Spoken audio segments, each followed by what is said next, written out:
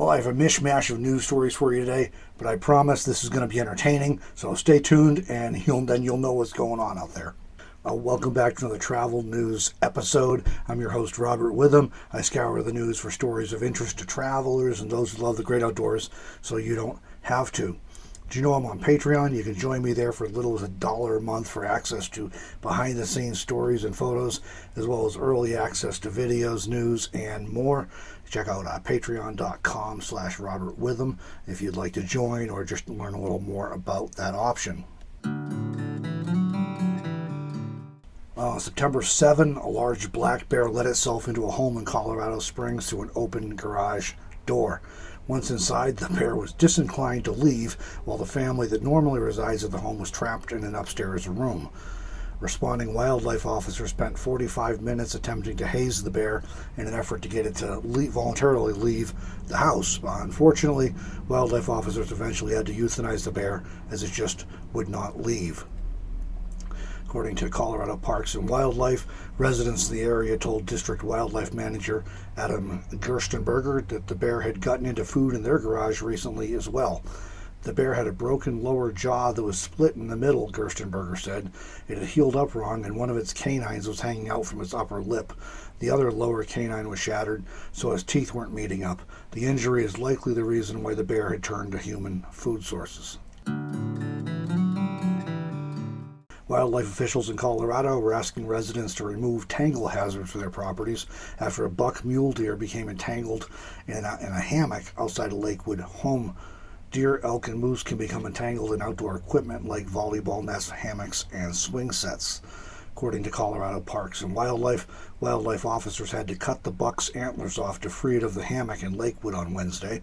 This stressful and exhausting scenario plays out every year across Colorado. Another such incident also took place with a bull elk in Estes Park at the end of August. Over the years, CPW has seen deer, elk, and moose tangled with a variety of items, including tricycles, tires, garden cages, clotheslines, plastic fencing, lawn chairs, playground equipment, soccer nets, Christmas lights, and more.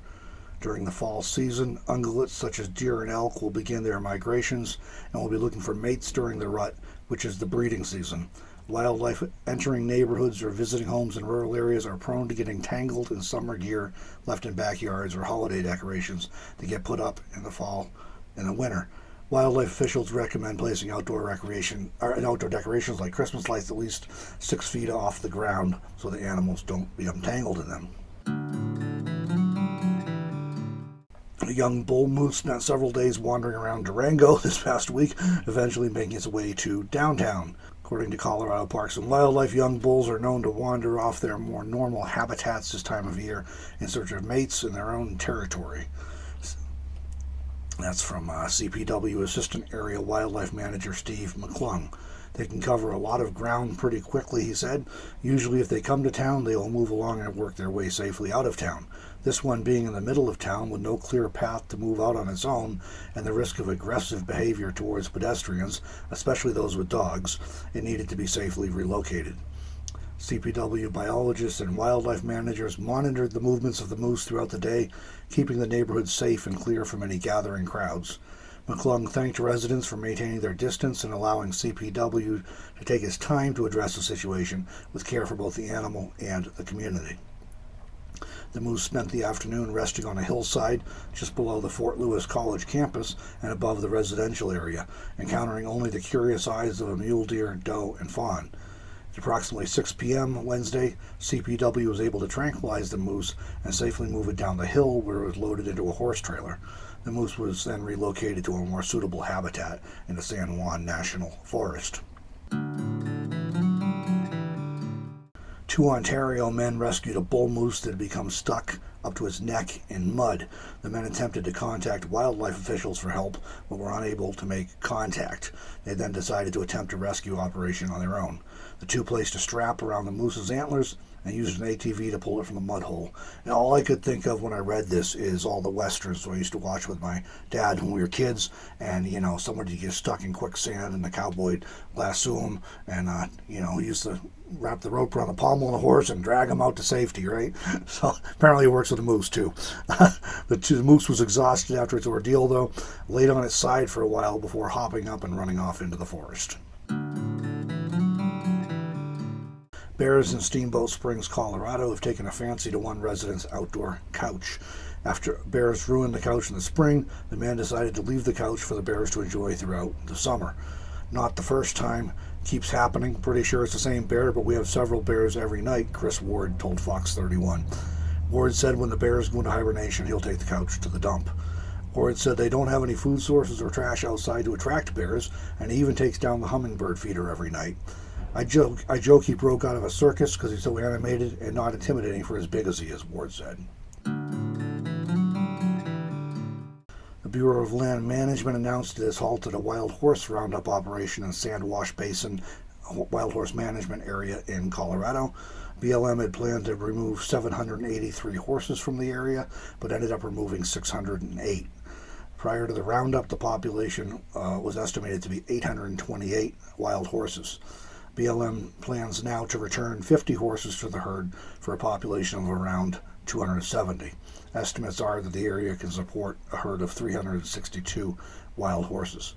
BLM described the roundup as an emergency gather due to drought, scorched habitat from wildfires, and overpopulation. Wild horse advocates, however, questioned BLM's rationale for the roundup and have been pressing Congress and Secretary of the Interior Deb Haaland to halt or at least delay the roundup and to develop a more robust stakeholder process. American Wild Horse Campaign announced that a stallion known as Merlin that had been protecting a foal separated from its mother had escaped the enclosures and headed back to the open range.